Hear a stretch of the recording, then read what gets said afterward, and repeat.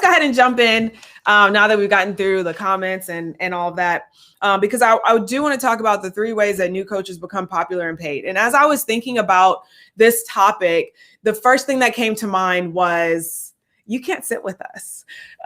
What is that? What's the movie? Mean Girls, right?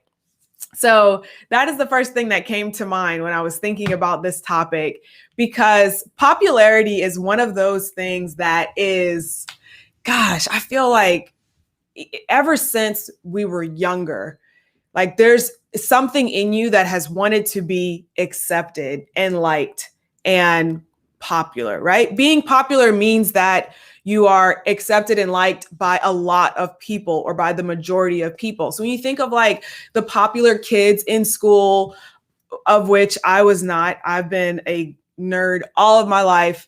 I've always been the type of person to say what's on my mind if I'm going to say anything at all. And I've always enjoyed hanging out with people who are real and who are okay with being imperfect, right?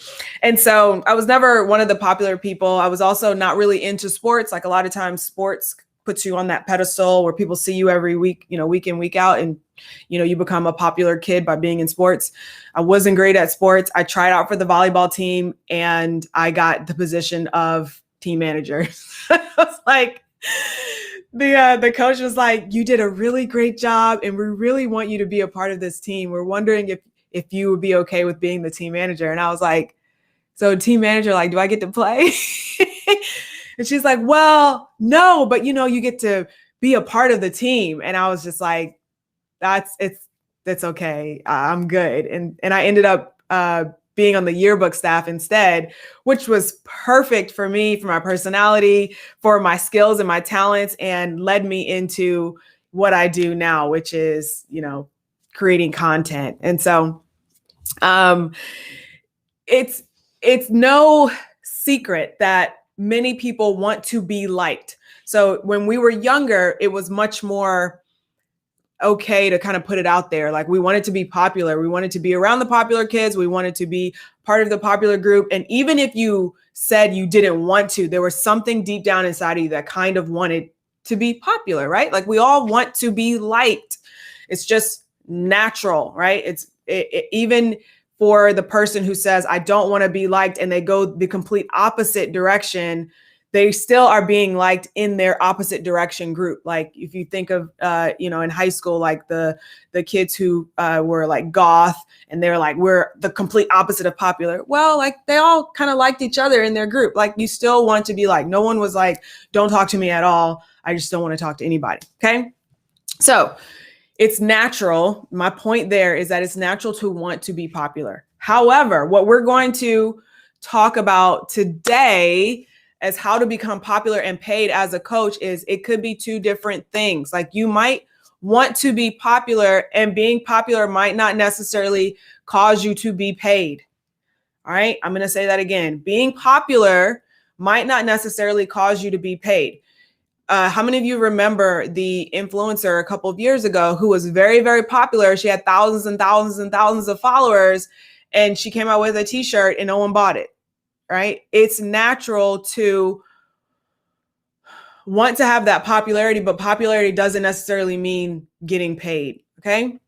So that's why I made this title, How Do We Be Popular and Paid, okay? And when I say popular, I want you to be popular within your audience, within your group. Like I want you to be attractive to your audience, to your group. You don't need to be popular with everyone. All right. So the number one way to become popular and paid is to, 1, be your own queen. And I say be your own queen. Doesn't matter if you're a guy or girl, like you got to have that energy, that royal energy. When I first started my coaching business, I use that in my branding and my marketing a lot. It's the reason that I created the Royal Retreat. A lot of my branding was centered around assuming the throne. And I still use it somewhat in my marketing. And I probably should bring it back out a little bit. But the idea was like, I always love watching period pieces. So content about like either the royal family or things that were like based on royals, or things that were like based on that time period where, women got really dressed up and they wore corsets and they could barely breathe. And,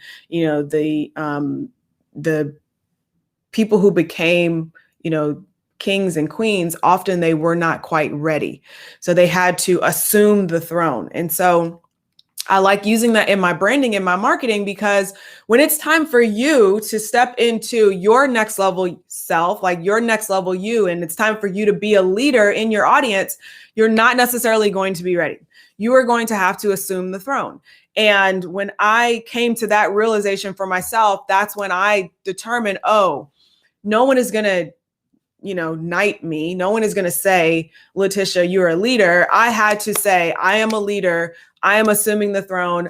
I'm going to take on this responsibility. I'm going to stand out as a leader. I'm going to do, whatever I choose to do. Like, those are my decisions. I have to assume the throne. Okay. So that's the first way, is to become your own queen. Like, stop trying to fit in. Okay. The king and the queen, they don't fit in. They're the leader. They're the ones that everyone else looks to. The queen, who is it? Marie Antoinette.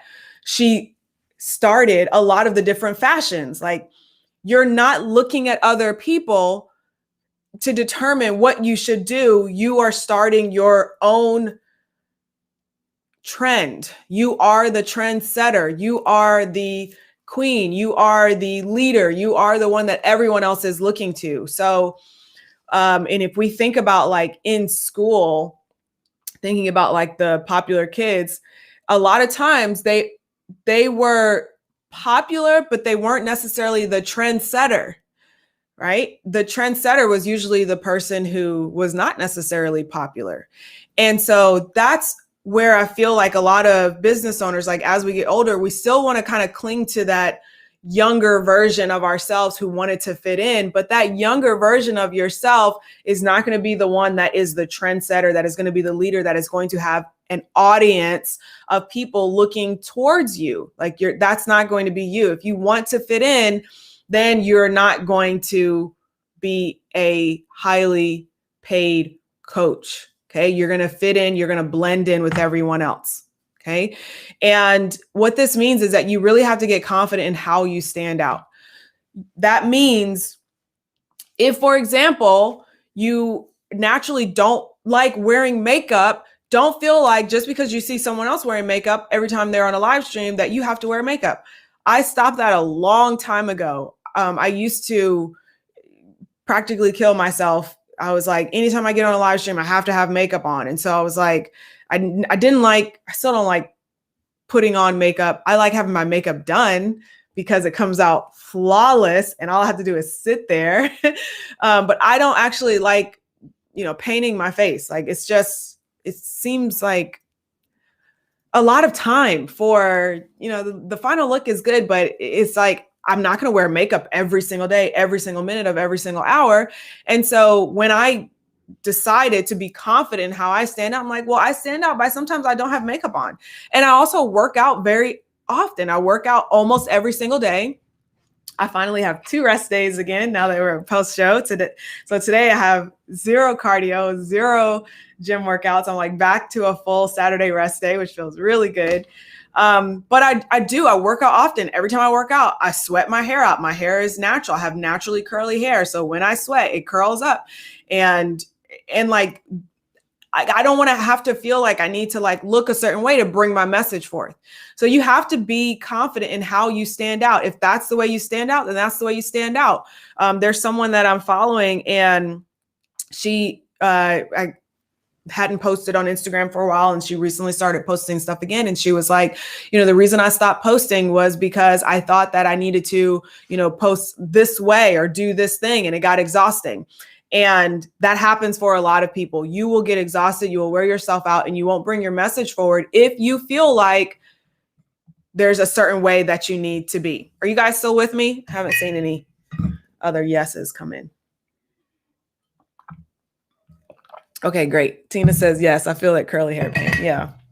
So let me tell you kind of a little sidebar. I got a keratin treatment in March, and I really, really, really liked it. It softened my curls a little bit.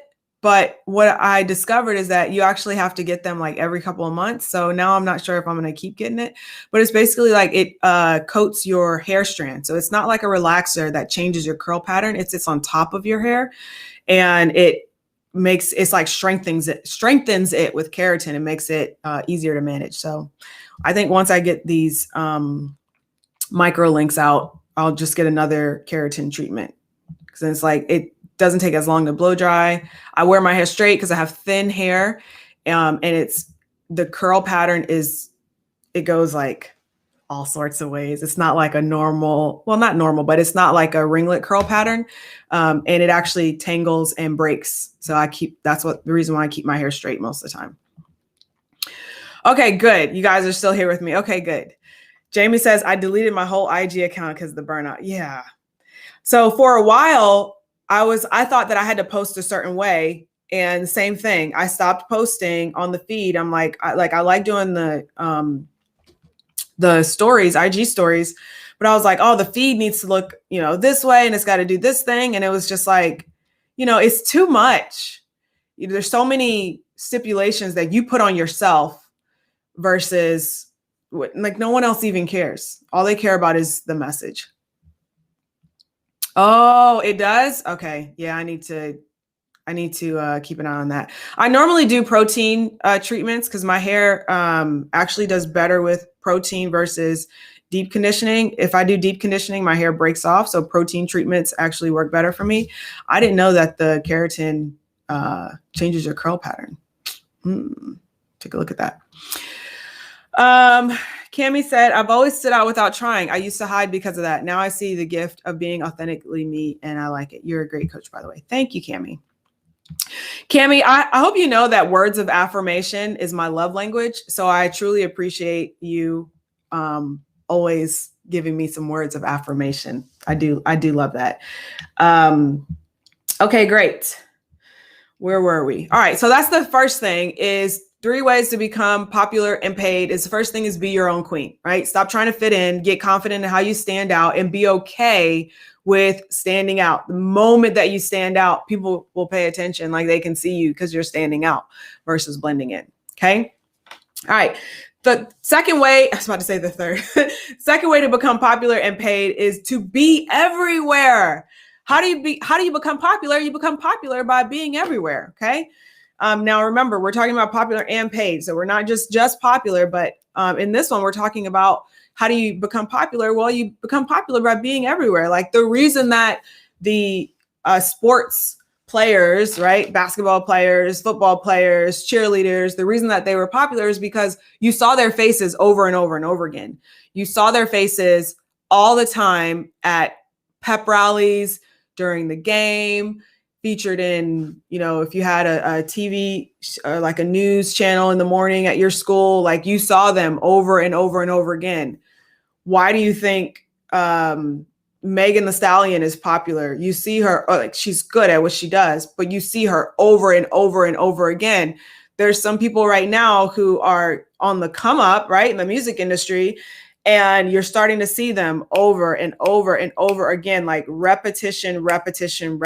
So you have to be everywhere. Now, when I say be everywhere, I don't mean you need a LinkedIn and an Instagram and a Facebook and a YouTube and a this and a that and a TikTok and all those things. I don't mean that. What I mean is that if you have a following and if you have people who are paying attention to what you're saying, like start liking and commenting and connecting with them. Like make sure they see your face often. Do your Instagram stories or do something where you're showing your face every day. There's a reason that I show my face every day on IG stories. Number one, it's kind of like a diary. Like I like going back and I'm like, oh yeah, this is what I was feeling on that day. But secondly, it's like you're seeing my face every day. I don't know how many people are watching it, but like you're seeing my face every single day and I'm bringing you along for the journey every day. Like you're at the gym with me every day. I don't show my food as often, but sometimes I show my food and you're seeing that with me every day. Like you're seeing the struggle, you're seeing the ups, you're seeing the downs. Like I'm there with you in your wherever you are looking at your phone, like I'm there with you every single day. Okay. The other way to do this is with what I call an engagement ad. I love engagement ads. An engagement ad is an ad that you post that is not asking for anything else other than a like, comment, or a share. And these do really well on Instagram, on Facebook, where it's like a picture of you or a video of you, and all you really want is for someone to comment on it. And the repetition is what they're seeing over and over and over again. You can do, if you click boost post, you can do an engagement ad that way. So it's the easiest way to do it. It's just going to send it out to people who like your page, to people who are familiar with you, and like them seeing your face over and over again and seeing what you stand for is a way to become popular in their eyes, because they're like, wow, she's just like me. And so I need to connect with her. And that's the final piece of this being everywhere, is branding yourself. So brand yourself with not just your colors and, your fonts, but brand yourself with your messaging. There's a reason that I say every single week I come here, you hear me say I'm a stubborn believer in manifestation. On my Instagram, you see it there also, stubborn believer in manifestation. Like, that is part of my brand, right? My brand is, I believe you can create whatever you want. And I believe in that stubbornly. Like, that is it. So you've got to brand yourself. And every single time you're putting something out there, whether you're talking about, creating a business or your relationship or whatever it is, like, your beliefs need to come through in that. And that's how you become popular with the people who are meant for you, not just like everyone out there. I realize that manifestation is not for everybody. And I realize that there's some people who don't like the word manifestation, but my message is not for them, right? My message is for the person who it's for, who is open to receive and is open to manifestation. Okay. Cami says, I love giving words of affirmation. Yes. Okay. I'm glad you gave that example, Jamie. Jamie says, kind of like that song that I hate at the beginning of the summer, but somehow I like by the end. So when Beyonce first came out with her I'm a Diva song, a diva, right? And it was like, I was like, oh my gosh, this song is so annoying. I cannot believe she came out with this song. Like, it's like, no one's going to like it. And then, like you said, kind of like by the end of summer, I was all like, I'm a diva. And like, now it's my favorite song. But if you remember when that song came out, do you remember how different it was? Like, even the beat in the background, it was kind of annoying. Also, like the Clips, when the Clips song came out and Pharrell came out with a song with the Clips. This was several years back. But when they came out with a song, it was like, dun, dun, dun, dun, dun. Dun, dun, dun, dun, dun, dun, dun, dun, dun. I don't know if you remember that song, but that was like kind of annoying, because it was like, okay, are you on beat? Are you off beat? Like, why does this keep coming out? And then all of a sudden they were like grinding, and you're like, oh my gosh, this is just, But then after a while, you're like, okay, like you can groove with it. And that is a perfect, Jamie, I'm glad you brought that up. That's a perfect analogy to how you have to run your business. Like, when you step out as yourself, you're going to appear to be a little bit offbeat.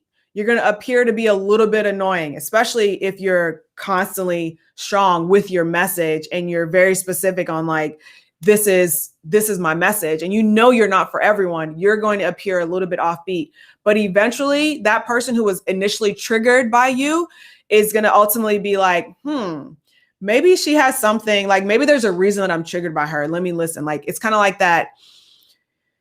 Like, they're too annoyed to look away. And so they keep paying attention. Like, they're still on your email list. They're still looking at your stuff. And meanwhile, they're like, like, I can't believe she said that. And then finally they're like, you know what?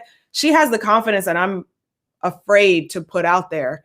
So, and they don't realize that, but they're kind of saying that subconsciously. And then finally they start following you, they buy from you, or they become your biggest fan.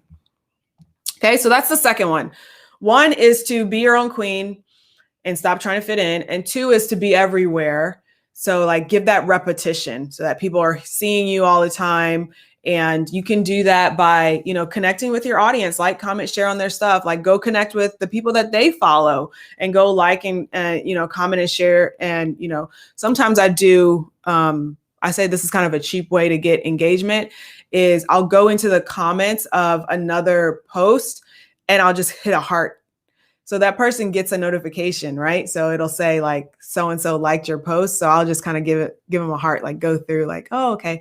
Or sometimes I'll go click on their profile and I'll like a couple of pictures, or, I might comment on one, or I might watch their stories. Like I want to connect with my audience, and I want to have that conversation. Okay. And then finally, hello, Sheldon. Glad to have you here. Yes. Okay. This is a great point, Courtney, and it ties into the third one. So she says it's the lurkers, not the likers, who have always bought and invested. All right. So here's the third way to become popular in paid. We got to talk about the paid part, and that is sell something. Sell something. Okay. And so the key here is that, and it's very true, a lot of times the people who are not commenting, who are not engaging, you feel like they're not engaging, like you offer something, you sell something, you say, hey, this is what I have, this is what I'm offering. And then suddenly you're like, oh man, they've been like, where do they come from? And I feel like this especially happens with like my high ticket stuff. So whenever I do whenever I make like a high ticket offer, like we're about to open the doors for 2 retreats that we have coming up. We've got the CEO retreat that's happening in October, and then the Royal retreat that's happening in February. And we're going to start opening the doors for those, taking applications and speaking to people about those. And when I first opened the Royal retreat, the very first time, it was a high ticket offer and I put it out there. I was actually surprised by the people who raised their hand and they were like, yes, this is what I need, because I wasn't expecting, I wanted to make sales, but I didn't know how it was going to sell. And for people to pop up and like raise their hand and say, yes, this is for me, like they were technically lurkers, like they weren't buying like the low ticket stuff. So, sometimes, you think that you only have to sell low ticket or you only have to sell high ticket. And what I say is like, choose a combination, because you actually never really know what appetite your audience has.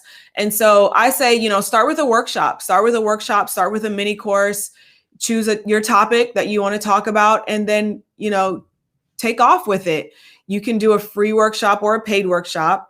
The way that I started my coaching business, that I became popular and paid, was that I started off with a free workshop. After I did the free workshop, directly at the end of the free workshop, I said, I'm going to do part 2, and the part 2 is going to be paid. So if you're interested, it's $25 and you can join me for the paid one. And then I had a couple of people sign up for the paid one, and I would, do some ads on, bringing people into the paid one. I think I spent like $35 on ads.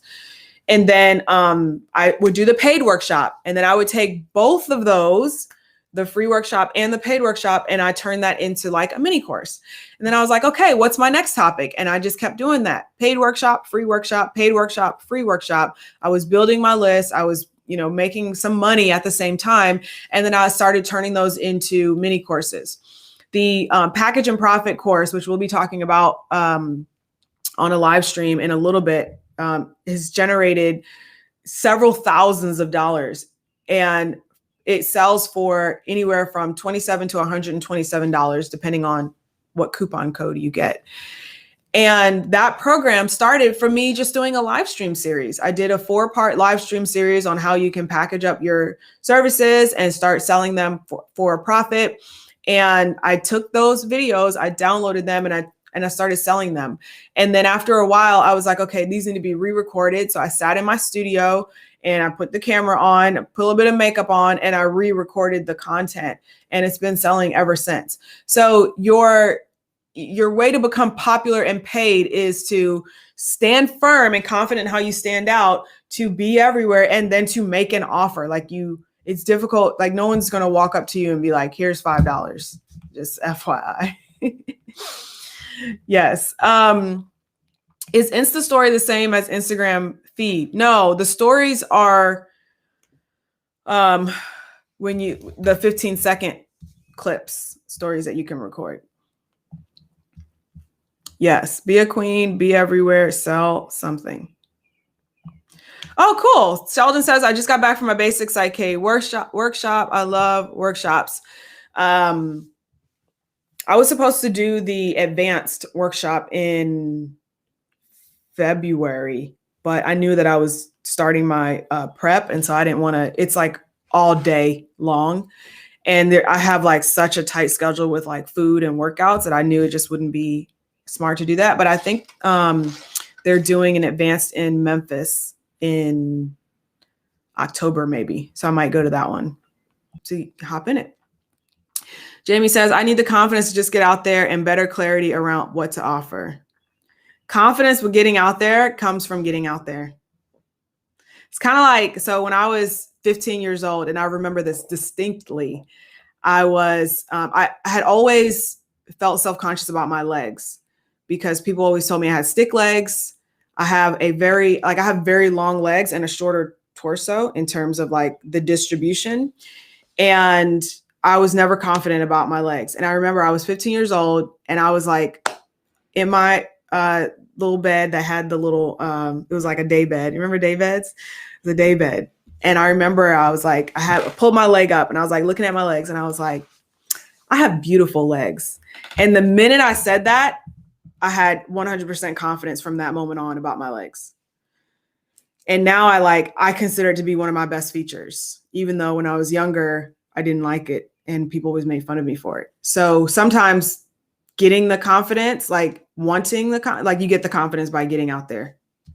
So come school. If you're interested in hanging out with me on a retreat, or if you'd like to do some sort of in-person event, then make sure you're on my email list, LaTisha.tv/free, because I will be emailing about the CEO retreat.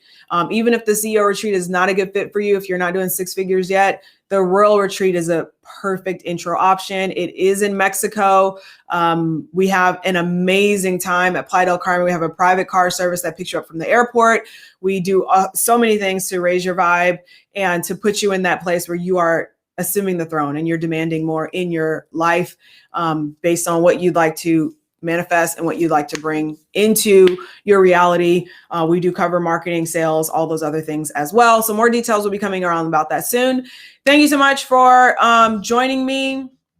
More of my recommended softwares are on my website. So if you go to LaTishaStyles.com and then scroll to the bottom and click marketing tools and resources I use every day, you will have all of the details and everything there. So we'll see you guys in the next one. Have a good one. Bye.